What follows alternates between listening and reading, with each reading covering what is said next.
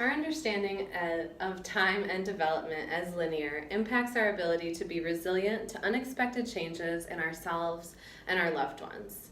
We view life as a linear, gradual climb up to success and independence, and then a linear, slow decline into old age. From a young age, parents tell their children, "I just want you to be happy," and they dream of their children's success. When we think of this success and this happiness, we picture an increase as occupational development increases, moving forward like the numbers on our calendar. The problem with this is that our perception of time isn't linear. Moments of pain drag out, and moments of excitement go quickly. Our days are sprinkled with passages of the past and anticipation of the future, creating landscapes of what could be, what will be. Our development isn't linear either. Injuries make us relearn skills, disabilities impact what we can do, and mental health slows us down. The journey dips and circles, climbs and falls. We don't always move forward, onward, and upward. Sometimes, with these developmental delays, what is most heartbreaking is others' reactions to what they think we should be. The disappointment of others can almost be harder than our own crushed expectations and our own ideas of what we thought we might do in this life. I met someone who illustrated this case perfectly. Let's call him Sean. Sean lived an exciting life, but he had a hard time with school. He didn't do that well, and he ended up dropping out. However, he took this failure as an opportunity to create a business that was rewarding and exciting for him.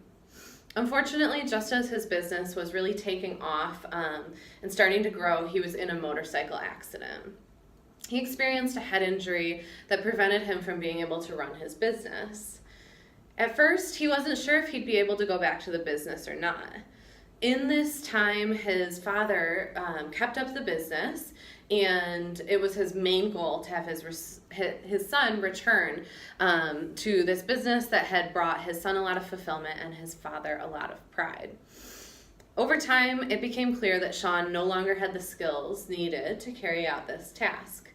He was disappointed, but he found purpose in taking care of his apartment and making friends at his assisted living center. However, his father was heartbroken. He couldn't come to grips with the fact that his son had changed in this way. His siblings also had a really hard time and expressed that they were too sad when they saw him and they didn't like to visit him anymore.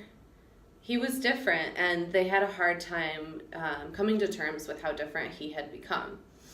Sean did look different, and he often needed things repeated as a result of the head injury. However, he had found meaning in his life, even though it didn't look the way he thought it would. Sean's whole world was turned upside down, but the hardest part of this experience for him was that his family no longer wanted to spend time with him and were always disappointed by his abilities. He didn't understand why they were so accepting of his failure in high school, but they couldn't accept his failures now as a result of his accident. As a society, we talk a lot about learning to fail more gracefully, but sometimes this failure is bigger than just not succeeding. Sometimes this failure is a rejection of all expectations.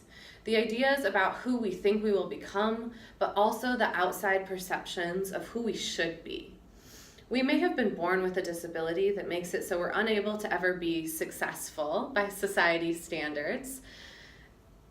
Or we might experience an accident or a medical condition that completely changes our path in life.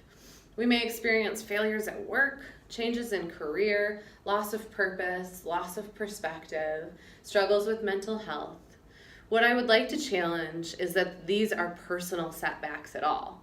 As we reclaim failure in our society and try to be more comfortable with failing, we also need to do the work of accepting the losses those around us might face.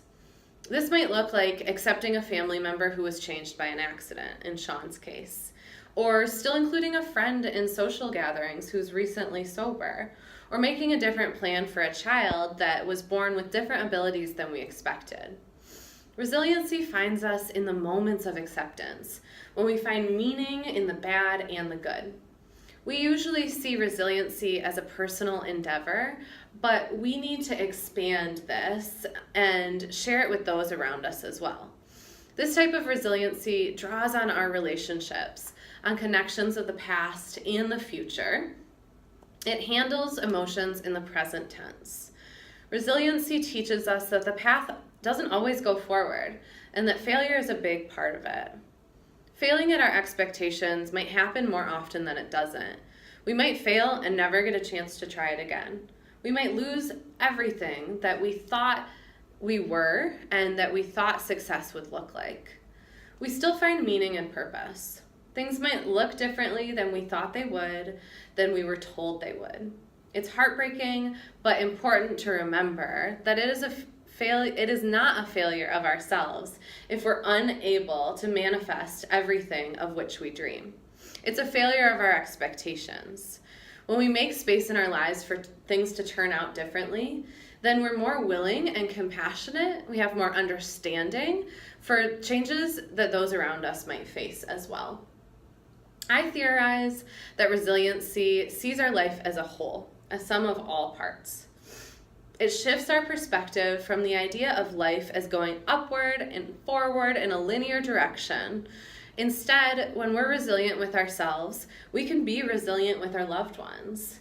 When we let ourselves fail, we're able to be there for our family or our friends when they fail as well. Our time here in life isn't a train barreling forward on the tracks, but a spiraling journey, circling, repeating, growing, changing. As John Fowles said, time is not a road, it is a room.